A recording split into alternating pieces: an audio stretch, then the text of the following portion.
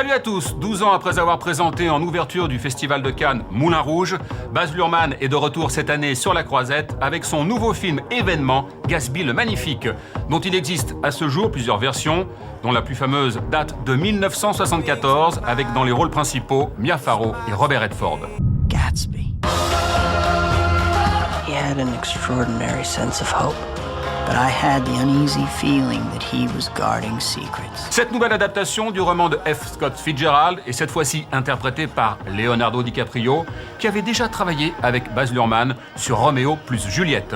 À ses côtés, on retrouve Tobey Maguire et Carey Mulligan. Alors sans plus tarder, nous vous proposons un document exclusif pour faire plus ample connaissance avec Gatsby le Magnifique, des personnages à la mise en scène, en passant par la musique signée Jay-Z, rien que ça. Gatsby. Oh, Gatsby. Direction les États-Unis dans les années 20, avec le parcours d'un jeune écrivain confronté à un monde où luxe, champagne, non-dit, sentiments, faux semblants font bon ménage, Cannes quoi. Gatsby Magnifique, c'est parti. New York, 1922. Anything could happen. In its first wild promise of mystery, anything could happen. Anything at all. Even Gatsby. Shall I lead you into his clutches? Everybody has their version of the Great Gatsby in their mind. There's anything that you want, just ask for it, old sport. Wow. There's an incredible fascination about the world that Gatsby has created. I've never seen anything like it. It's such a spectacle. You just get sucked into the world so easily. Now, do you want to sit on the sideline and watch, or do you want to play ball? It's one of those timeless classics. These things excite me so. It has passion, violence, and love. Gatsby was the ultimate dreamer. You can't repeat the past. Why, of course you can.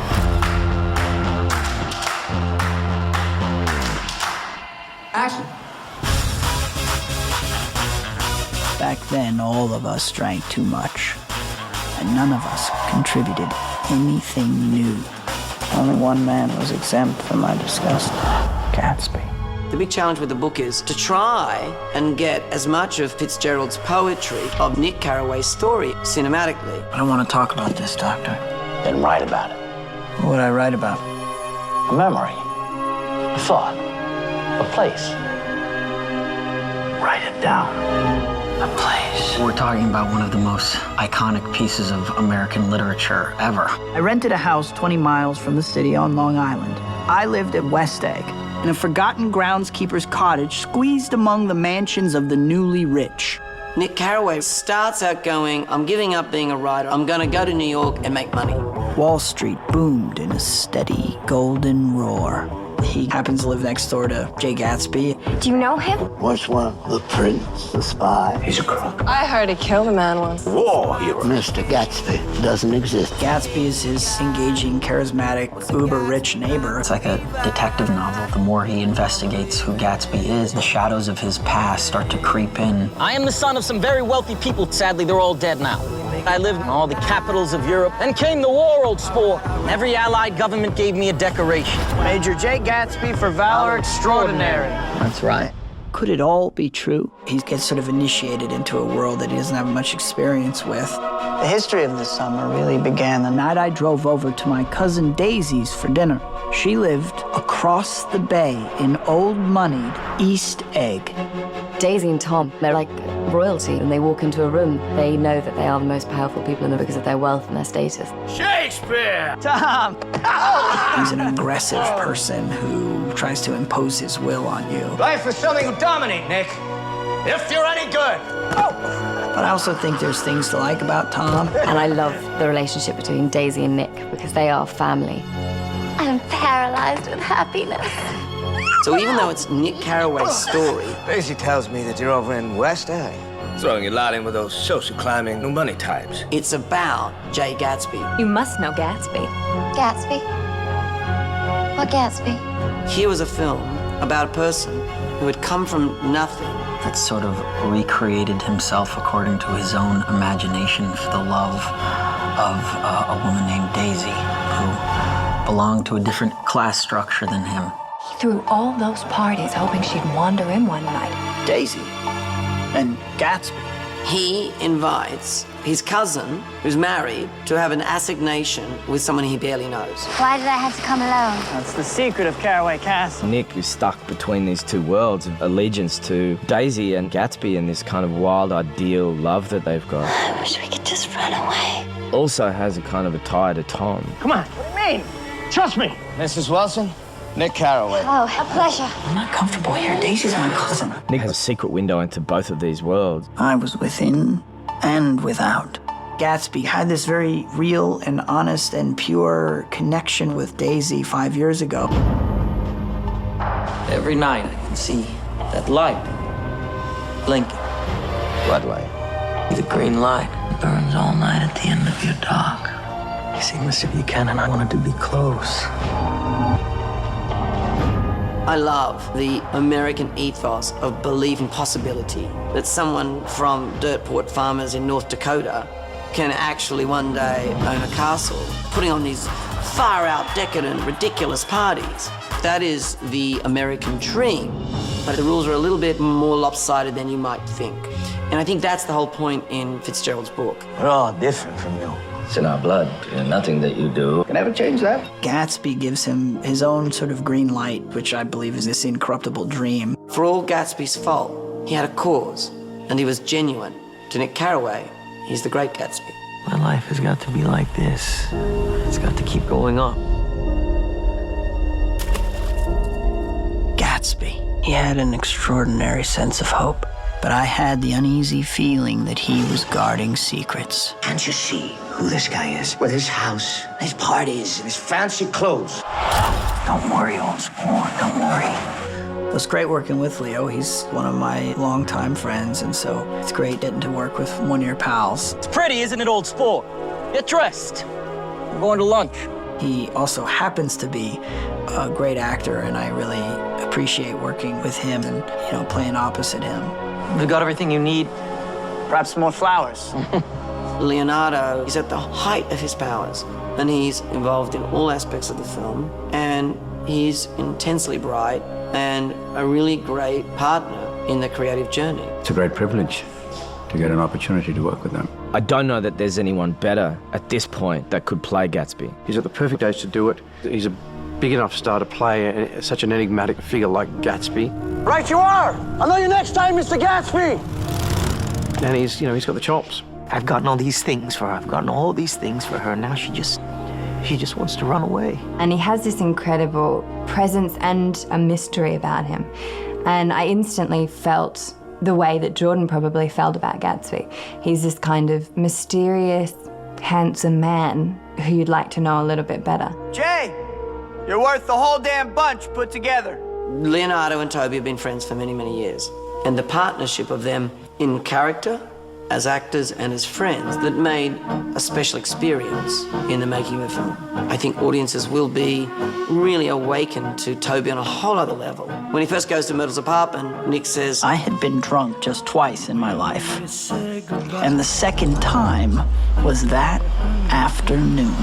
Whoa, New York. It's like he's suddenly a naive kid. And suddenly, I began to like New York. The way Toby was able to portray Nick Carraway's torture, I think Toby captured that fabulously in this film. He's very empathetic, and he's very warm, and he's very simple in everything he does. He doesn't make big choices. He's got conviction. Do they miss me in Chicago? They're absolutely in mourning.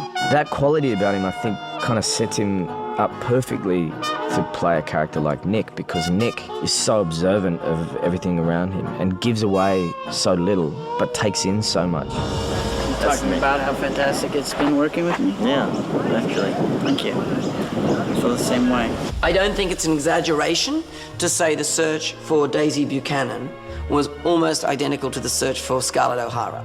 She has to be the great combination of this sort of beautiful innocence that Jay sees in her, but she also has to have that very flippant attitude about people and about love, a sort of whimsical carelessness. I'd heard of this actor, Kerry Mulligan. Kerry came in and we were doing the scene. It was a scene where the script says she kisses. And Kerry said to me, "Should I?" I went, "Yes, go for it, you know." So suddenly she kisses Leonardo really intensely like this. This was a great moment. And then she left, and as soon as she left, we both kind of looked at each other like we knew. We knew we found our Daisy Buchanan. Carey Mulligan, she's just like a real natural talent. Like she drew me in just like Daisy is meant to draw you in. I was swept up by her Daisy. Carey's very special. I think everything that people have said about her and written about her is very apt. This summer I'll sort of fling you two together. I'll push you into linen closets and out to sea in boat. I'm not listening to a word. She's a great Daisy. She's just got it from day one. Just that amazing infectiousness that is going to drive along a lot of this story and drive Gatsby along, that he's going to want to recapture something in the past. I wish it could always be like this. It will be. Tom Buchanan was a very hard role to fill. All sorts of actors wanted to play that role, many of them brilliant, but finding exactly the right quality was really, really hard. And I know Joel. He's a director, writer, and a really talented young Aussie guy, but I only knew him as this talented young Aussie guy. And he was coming in to read for Tom Buchanan, and I cannot tell you that I was going to go, well, that'll be a slam dunk. And from the moment he walked in until the moment he left, he was Tom Buchanan. He's really a dynamo in this movie. You know, a lot of these newly rich people are just filthy bootleggers. Not Gatsby. He's a businessman. He owned a lot of drugstores. Businessman. What a circus. He's so completely absorbed in that character. What kind of a row are you trying to cause in my house anyhow? I couldn't imagine anybody else portraying him. Forest Hills. Play the Prince of Wales. What a sissy. Want to do more rehearsal? You sort of go-go's. I'm feeling the go-go myself. All right. Baz is great with actors. He loves actors. He loves talking to them and working out things. And, you know, there's a lot of time that goes into setting up shots. But then once the shot is set up, he somehow manages to open up time and give the actor a chance to kind of run and do what they need to do. He wants to make the story the best it can be. So you as an actor, feeding off that energy, you want to tell the story the best way. You want the most sort of complete version of that story, that tragedy, that love, that relationship. Baz has been every bit as brilliant and surpassed my imagination of how incredibly inspirational he'll be. He has a way of sort of talking about, you know, the process and what you're going to do that day that puts you instantly at ease. And I think that's what a really, truly brilliant director does, is he makes you feel comfortable to perform. He's quite an artist. And cut! Some say I'm a director, some maybe a producer, co-writer, but really, I'm in the storytelling business. Can we go up and create this very important moment? Thank you. Well, it always starts with the script or the idea or the story that Baz brings to the table. Now, everyone else, if we just be in complete state of focus. I have a memory of reading it in school. Then many years later, Moulin Rouge is finished. And after I do a big project, I often go on these debriefing experiences. And I'm going to go through China on the Trans-Siberian Express. You know, I've always wanted to do it. So I get there and I've got 2 bottles of Australian red wine and this new thing called an iPod. And on the iPod was The Great Gatsby.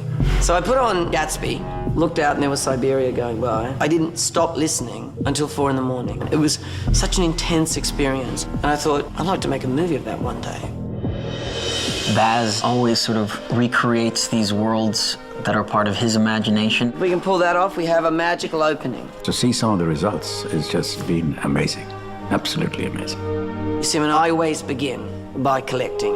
I mean, in terms of a visual language. We did an enormous amount of both literary and historical study. Baz's office is filled with references and pictures and music, which is one of the fantastic things about them as a team. There isn't a square inch of Long Island we don't know, for example. We have aerial photographs of the Valley of the Ashes in the 1920s. We know every one of the old mansions that were there, and everything in the film is referenced from something in reality. I don't know what I think about that. It was bigger, but it looked weird. Not just in life, but creatively, Baz bounces every single idea he has off of Catherine. She is the second part of Baz's production in every aspect. Exactly right, Siam. They're kind of like a really dangerous force together. She's a brilliant artist in her own right, and as much a part of creating this world of The Great Gatsby as Baz was. You know she's going to do something amazing, and it's just going to have that little bit of fairy dust on it somewhere, you know? Every little detail is so important, which is quite astounding in how extraordinarily large and lavish the whole production is, and yet all the details are there. It has to go right in that step. It's fascinating trying to get into the look and psyche of any period, but the 20s is particularly interesting. What was amazing to me is the storytelling in the sets. Really, the production design creates the atmosphere and the setting for each character. The moment you step over that threshold in the studio, you feel like you're really in the 1920s. Shall we? I've never worked on a film that's had such scale, but also such intricate detail in the design of it. Just sort of spectacle of things sometimes has been sort of overwhelming. It's perfect. Your perfect, irresistible imagination. Having read the book and then actually getting to step into Gatsby's garden or the Buchanan salon. I mean, you know, Baz could film her sets, I'm sure, forever. They're amazing. Myrtle thinks if she fills the house with the most amount of clutter, then that will mean she appears wealthier. And it's heartbreaking, but it's definitely a big contribution to have such amazing visionary as CM collaborating on your character with you. In the 20s, we see the birth of 20th century fashion as we know it. Come on, let's have fun. It's too hot to fuss. Just after the First World War, we see a kind of sexual liberation of women that allows them to be much more scantily clad. So I think it's this exuberant, very decorative style that constantly comes back as a key point to designers. CM's costumes are so beautiful. As an actor, when you put them on, I felt like Jordan. I've just heard the most shocking thing. You're crazy! Tom Buchanan, in the book, is described as being part of the upper echelons of the Yale Society, and he and Nick were part of a secret society called the Skull and Bones. CM lined all of my suits with a skull and crossbone. That's the thing I love. So it's very exciting because you see the birth of contemporary culture. Take off your hat and stay alive. F. Scott Fitzgerald came up with this phrase, the jazz age. Jazz was this almost underground music at the time, like hip-hop started out. Kind of takes your breath away, doesn't it? Baz is an artist who creates new things in the world. From the hems on a suit, to the words on a page, to the music, which is one of my great joys. As much as Baz is a great filmmaker, he is a fanatic about music as well. I like to think of it as a character because it's so interwoven into the storyline. I'm certainly glad to see you again. I'm certainly glad to see you as well. I don't think anyone would ever accuse Baz of being timid, because it has to be exciting and it has to be thrilling and unexpected. I met one of the great creative forces on the planet today, Jay-Z. Baz and Leo came to a recording session. I was working on a song called No Church in a While. We just talk about the art of collaborating. And I'm sitting there watching going, this is fun. I guess that was the seed of the ideas. Fitzgerald was brilliant at putting popular culture into his books. I can never know what F. Scott Fitzgerald would think of what we've done with the film. I've done it, I hope, in a way in which Fitzgerald did it in his own time to help the audience get a feeling of what jazz might have felt like in the 20s. I need 100 bricks on 100 blocks, I got 100. I love how infusing hip-hop makes you understand the sort of cultural references and what it would be like if these people existed today. It was dangerous and intoxicating and thrilling. So we blend from one moment a Jay-Z hip-hop cut into a piece of jazz. Seamlessly shifting different eras of music together, which I thought was a genius process. That's one of the things that Baz has a reputation for, treating the music like another star. I thought it would be interesting to take my songs that I've written over the years and redesign them in the style of 1920s jazz. I hear Brian's and I go, oh my God, Brian Ferry has created this sound.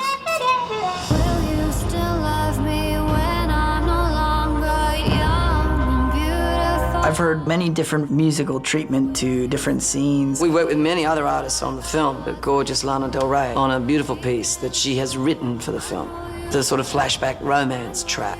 Lana, we're very lucky that the song found the film, and most importantly, that you're singing it. Thanks. We've had a very rich collaboration with the XX. They've written a haunting, magnificent track called Together. The musical component of this film is going to be pretty spectacular. Romy scores to picture, and it was quite a beautiful thing to watch. When we saw the scene that they were hoping for it to be in, Together just made perfect sense. There's the traditional orchestral underscore by Craig Armstrong. The invisible maestro who's weaving it all together, writing themes. It was lovely to be working with him again. Nero. On one hand, it's kind of really dark and it's complicated, but Into the Past has a great tune to it, and they nailed it. Florence Welch from Florence and the Machine. I've never seen anything on film like this. Ain't we having a party? Baz's soundtrack's so iconic, and to be part of it is an actual dream come true. The big things always last. If you play it safe, it wouldn't be a Baz film. So many people collaborated. Fergie, Goon Rock, Q-Tip, will.i.am, Beyonce, Andre 3000, Sia, Gaultier. We're gonna have a great time, promise you that.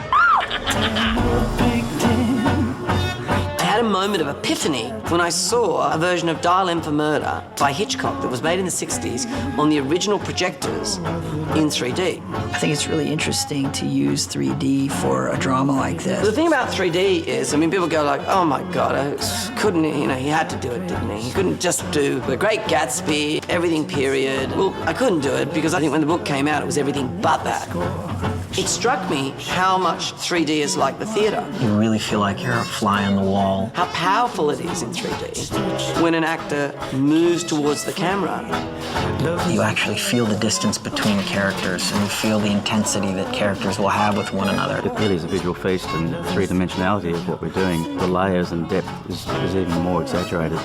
And there was a lot of oohing and ahhing, because no one's really used 3D like we are using it. The world is so lush, and yet it's so intimate that you feel like you're privy to the kind of heartbeat of the characters. You watch it in playback, and I've never seen anything like it. You just let yourself kind of seep into that world. Baz is so singular in his vision. Is all this made entirely from your own imagination? And really knows how to suck you into this world.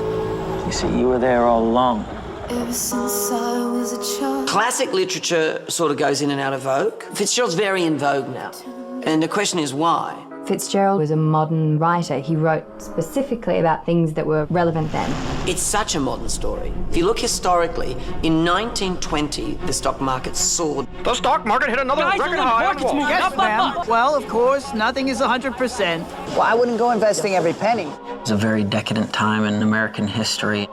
You have prohibition, the banning of alcohol. Speakeasies became nightclubs overnight. What happens is you have alcohol barons and fairly shady characters. I understand you're looking for a business connection. Hanging out with the senator. That's the commissioner back there. High and low were mixing like this. Fitzgerald was commenting on where America was going. These themes are still prevalent today, and that's what's so interesting about The Great Gatsby. Recently, people were becoming phenomenally wealthy by doing things on Wall Street or in banking that was lacking a moral compass, and it crashed for us recently.